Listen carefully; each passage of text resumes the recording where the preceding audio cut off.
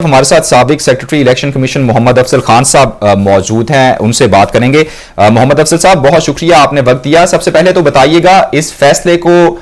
کیسے دیکھتے ہیں آپ چونکہ سابق سیکرٹری الیکشن کمیشن بھی رہ چکے ہیں، آپ کی کیا فائنڈنگز ہیں؟ بسم اللہ الرحمن الرحیم۔ بات یہ ہے کہ یہ فیصلہ جو ہوا ہے اس کو یہ بہتر فیصلہ ہو سکتا تھا کہ اگر الیکشن کمیشن سپریم کورٹ اور ہائی کورٹ کی ایڈوائس کے مطابق تینوں بڑی جماعتوں کا جو حساب کتاب ہے وہ عوام کے سامنے رکھتی، اور یہ واضح طور پر ان کو کہا گیا تھا، لیکن انہوں نے اس کے پہ عمل کرنے کے بجائے انہوں نے ایک پارٹی کو اپنے لیے منظور نظر بنایا یا اس کو ٹارگٹ بنایا، تو انہوں نے یہ ایک زیادتی کی، اور اس زیادتی میں بھی لیکن خان صاحب میں تھوڑا سا اس میں ایڈ کروں گا کہ ہم یہ کیسے زیادتی کہہ سکتے ہیں؟ کوئی پابندی تو نہیں ہے نا الیکشن کمیشن پہ کہ وہ ہو سکتا ہے 2 دن بعد نون لیگ کا فیصلہ سنا دے، ہو سکتا ہے 3 دن بعد پیپلز پارٹی کا، اور وہ بھی اسی قسم کی ججمنٹ آئے، تو ہم زیادتی تو نہیں کہہ سکتے اس میں؟ شاداب بھائی، یہ اس لیے زیادتی کہہ سکتے ہیں کہ دیکھیں ملک میں ایک جو ہائرارکی ہوتی ہے، اس کا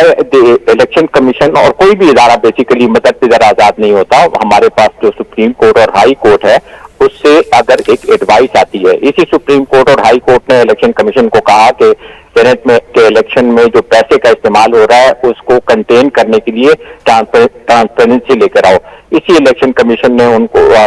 اسی سپریم کورٹ نے ہدایات دی کہ آپ ٹیکنالوجی کا استعمال کریں تاکہ ریگنگ کم ہو، لیکن یہ جو موجودہ الیکشن کمیشن ہے، کمشنر ہے،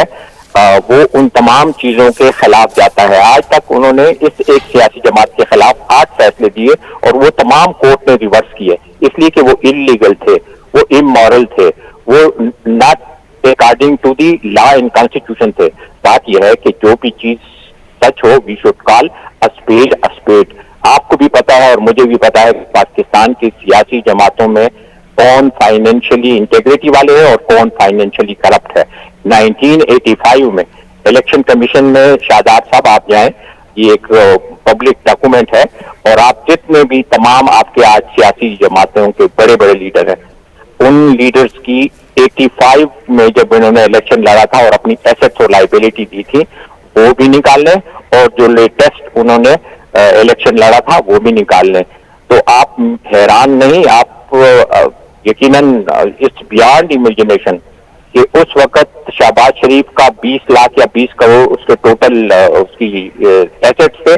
آج 275 کروڑ صرف مقصود چپراسی کے اس میں آتے ہیں۔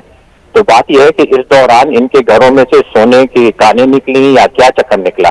افضل صاحب، آج کے کیس پہ ہم خصوصی ذرا جو ہے نا ایمفیسس کرنا چاہ رہے ہیں کہ آج کا جو کیس آیا ہے، وہ جو فیصلہ آیا ہے، اس میں یہ واضح طور پر کہا گیا ہے کہ فورن فنڈنگ جو ہے وہ ثابت ہو گئی ہے، فورن جو کمپنیز ہیں وہ بھی ان سے فنڈنگ لینا جو ہے وہ ثابت ہو چکا ہے۔ تو ایسے میں آپ کیا دیکھ رہے ہیں کہ اس فیصلے کے جو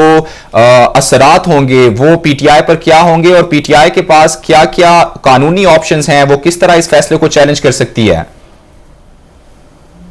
ان کے 8-9 فیصلے پہلے جو تھے وہ ناکام ہو چکے ہیں، یہ بھی ناکام ہوگا، اس لیے کہ ایکچولی ایک اکاؤنٹس ہوتے ہیں ڈائریکٹ جو پارٹی نے بنائے ہوتے ہیں، ایک ابھی انہوں نے لیٹسٹ بنایا ہے نامنظور.com، اس میں یہ پارٹی کا ڈائریکٹ اکاؤنٹ ہے، ایک ہے کہ پارٹی کے نام پہ کوئی اور اکاؤنٹس بناتے ہیں۔ یہ جو انہوں نے بات کی یہ ان اضافی اکاؤنٹس کی بات ہے۔